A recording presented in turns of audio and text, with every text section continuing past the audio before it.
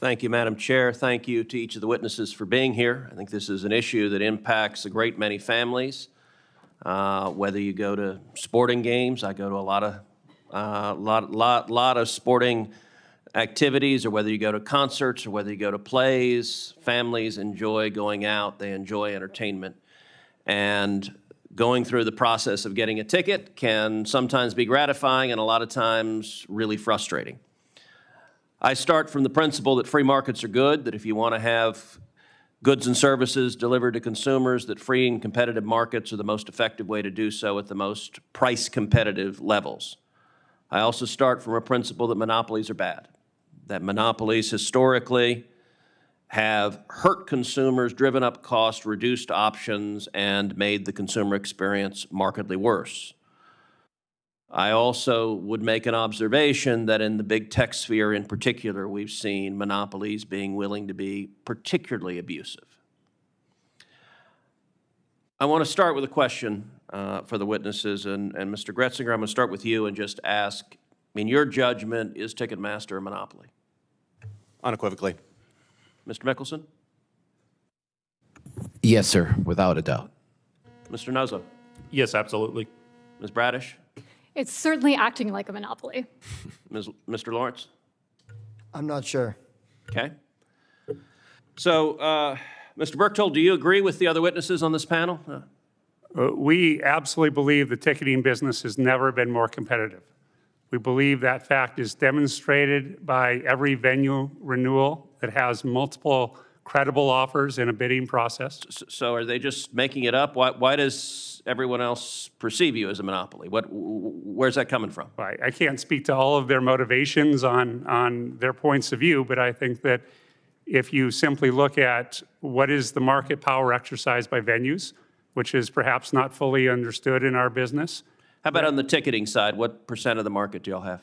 I would estimate, depending on how you want to count what's in the market, between 50 and 60%. 50 and 60, and depending on how you count it, does anyone have a markedly different measure of that? Yes, sir, Senator. They have 87% of the ticketing contracts at the NBA and the NHL arenas. They have 93% of the ticketing contracts at the NFL stadiums. Those are the most important venues. You cannot include, if he's including, it's, yes, I'll stop there. And can I fairly blame Mr. Berchtold for the Texans having such a lousy season and the Rockets having such a lousy seasons and the Cowboys just losing? I mean, but the Astros did win the World Series, so I have something to cheer about. But I guess I can't blame you for that, but I recognize the frustration. Let me ask you,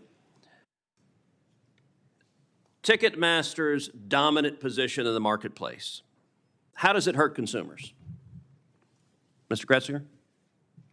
Most fundamentally by eliminating competition. There's not a vibrant group of dozens of companies out there competing to build the best consumer experience. And what does that mean if you want to go see a game? What does that mean for a consumer? How is life worse because there's not a more effective competition in the marketplace?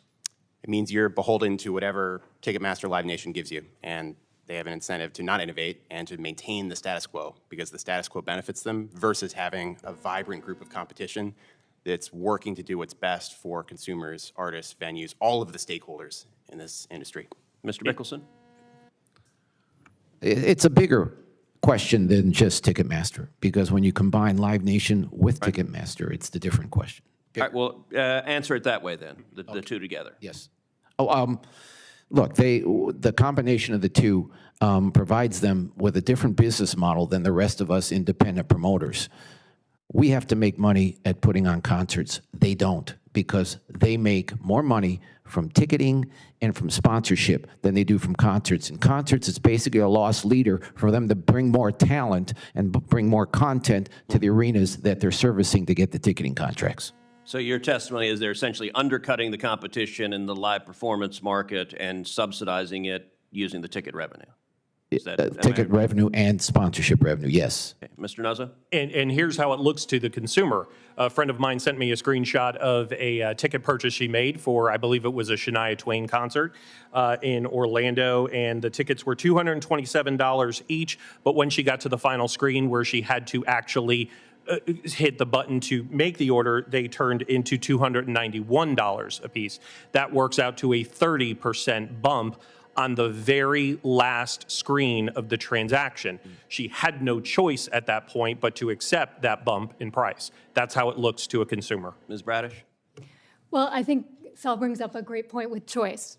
It reduces the choice, not just of consumers who have to pay higher ticket fees, but also of artists like Mr. Lawrence. They don't have a choice of what venues to go to, what ticketing businesses that they will be dealing with. And for others all up and down the supply chain in live entertainment, these kind of behaviors reduce choice.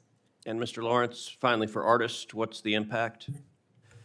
The impact is that we have very little say or transparency or choice in a lot of aspects of how the financials of our deals are put together, and no say or choice or visibility in what our fans experience when buying our tickets. And if the chair will give me the indulgence of one very quick final question. Sure.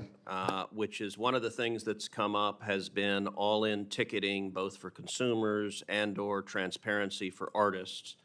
Do any of the witnesses disagree with the proposition that that would be a good idea and a material improvement from where we are today? No disagreement from JAM as an independent promoter, none. Okay, well, some area of agreement, that's always a good thing.